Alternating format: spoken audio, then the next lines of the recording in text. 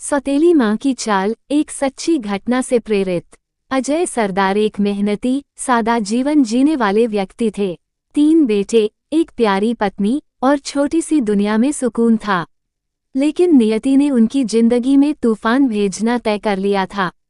पत्नी की असमय ने सब कुछ बदल दिया। समाज का दबाव और अकेलापन उन्हें धीरे धीरे तोड़ने लगा। फिर एक दिन उन्होंने दूसरा विवाह कर लिया, रूमा सरकार नाम की एक विधवा महिला से, उम्र 40 साल, जिसके भी अपने 3 बेटे थे।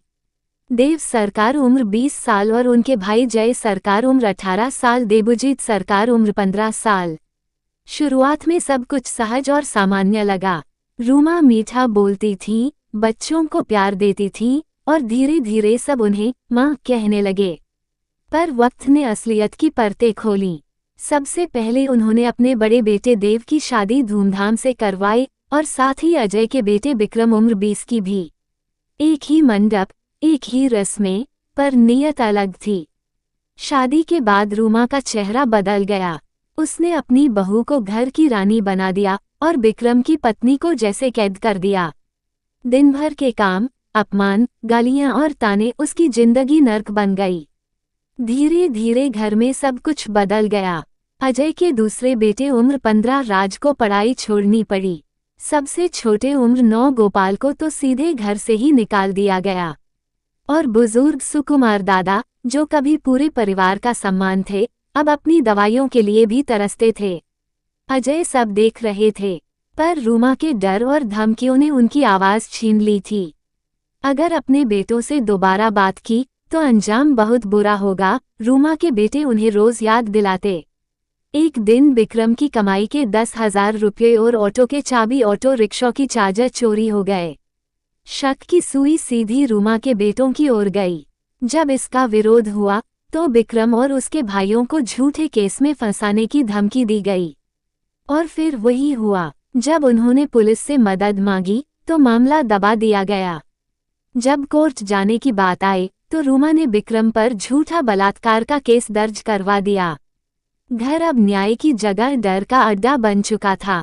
और एक रात अजय सरदार की जान लेने की साजिश रची गई।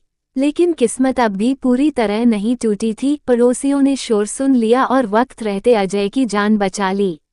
आज अजय जिंदा है, लेकिन टूटी हुई आत्मा के साथ। बेटे बिखरे हुए हैं, लेकिन सच को जान चुके हैं।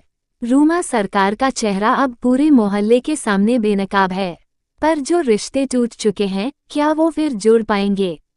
सीख, रिश्ते खून से नहीं, नीयत से बनते हैं। और जब घर में ही इंसाफ न मिले तो सबसे बड़ा जुल्म वही होता है।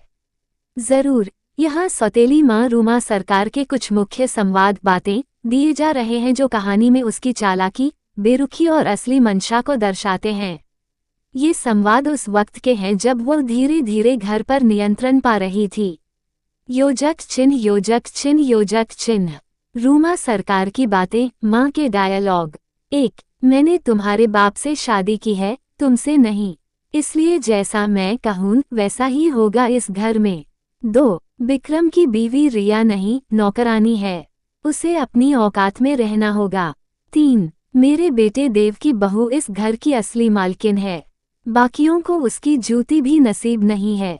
4. राज, वो पढ़ाई करेगा, पहले घर का झाड़ू पोंछा करे, फिर सपने देखे। 5. अजय जी, अगर आपने दोबारा अपने बेटों से मिलने की कोशिश की तो याद रखना, मैं कुछ भी कर सकती हूँ। 6. ये घर अब मेरा है। जो मेरी मर्जी के खिलाफ जाएगा वो इस घर में नहीं रहेगा। 7. पुलिस, कोर्ट, जाकर देख लो, कौन सुनेगा तुम जैसे बेबस बेटों की बात। 8. अगर मेरी बात नहीं मानी तो ऐसा झूठा केस लगवाऊंगी कि पूरी जिंदगी पछताते रहोगे। योजक चिन्ह, योजक चिन्ह, योजक चिन्ह।